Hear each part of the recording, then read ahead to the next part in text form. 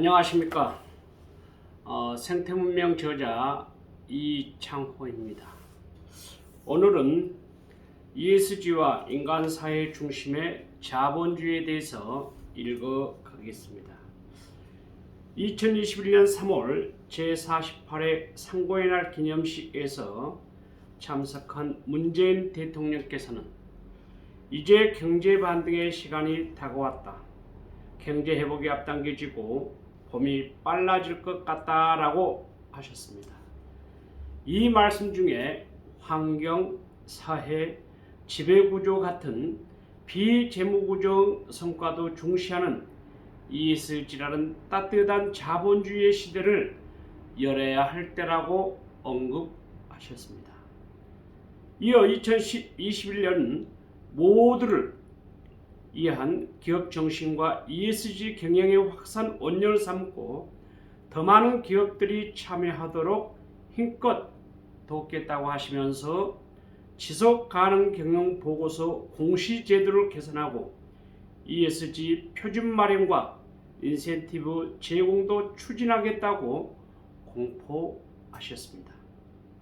민간 합동으로 대통령 직속 탄소 중립위원회를 출발하여 기후변화 대응 탄소 중립 실현을 위해 산업계와 긴밀히 소통하고 협력할 것이라며 ESG와 더불어 새로운 자본주의 시대가 도래가 재촉하였다고 말씀하고 있습니다.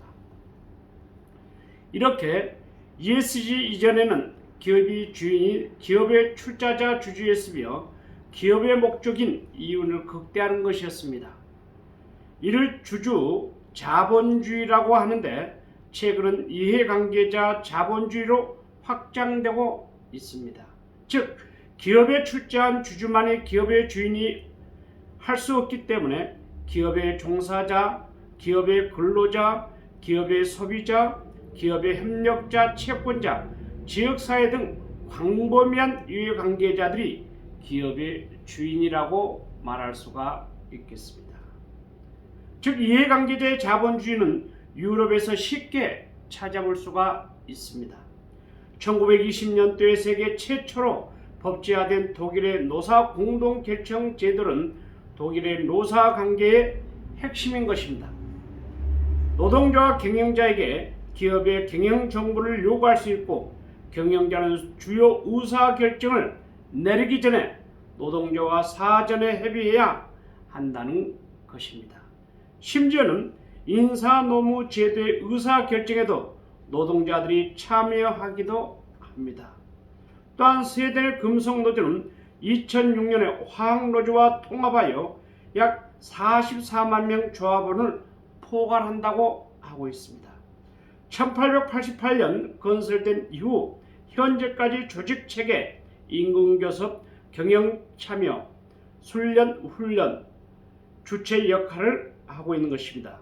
또한 스웨덴은 대기업 경우 모두가 3명 이상의 노동이사를 두고 있습니다. 위에 대표적으로 제시한 독일이나 스웨덴 같은 경우 해당 노동자들이 오래전부터 국가 산업 경제에 막강한 힘을 갖추고 있기 때문에 현재까지 그 힘을 고르게 발휘하고 있는 것이죠.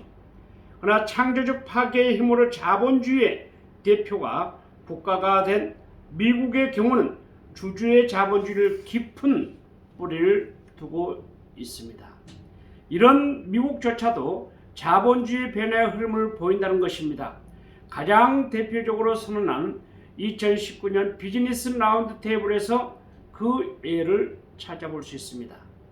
비즈니스 라운드 테이블은 애플, 아마존, JP모건, GM, 보잉 등 200개 대기업 협의체가 기업의 목적에서 지주의 가치에 극대화라는 단일 문구를 삭제하였으며 새롭게 5가지 목적을 제시하여 새로운 기업의 목적을 다음과 같이 선포했습니다. 첫째, 고객의 가치를 전달한다. 둘째, 종업원에게 투자한다. 셋째, 협력업체를 공정하고 윤리적으로 대우한다. 넷째, 지역사회를 지원한다. 마지막으로 주주를 위한 장기적 가치를 창출한다고 이야기하고 있습니다. 이 선언은 미국에서는 드디어 주주 자본주의가 끝났고 이해관계자 자본주의가 시작되면서 크게 떠들썩하게 되었던 것입니다. 물론 앞으로 크고 작은 기업들이 기업의 목표와 주주의 자본주의 이해관계가 자본주의 변경될 수는 없는 것입니다. 그럼에도 불구하고 자본주의에는 단단한 기반으로 인해 기업의 성패가 달려있기 때문입니다. 실제 비즈니스 라운드 테이블 선언이 발표된 지 1년이 된 시점에서 하버드 대학교 유시안 맵척 교수는 조사 결과 당시에 서명한 181개 기업 중 단 한 곳만 지배구조 지침 변경 안에서 이사의 승인을 받았다고 합니다. 이처럼 비즈니스 라운드 테이블 선언이 아무것도 불러오지 않은 것처럼 보이지만 전 세계는 ESG 자본주의로 길목을 개척할 수밖에 없는 통찰력을 제공하고 있습니다. 지금까지 생태문명의 저자 ESG가 무엇인지 설명을 했습니다. 이창호였습니다. 감사합니다.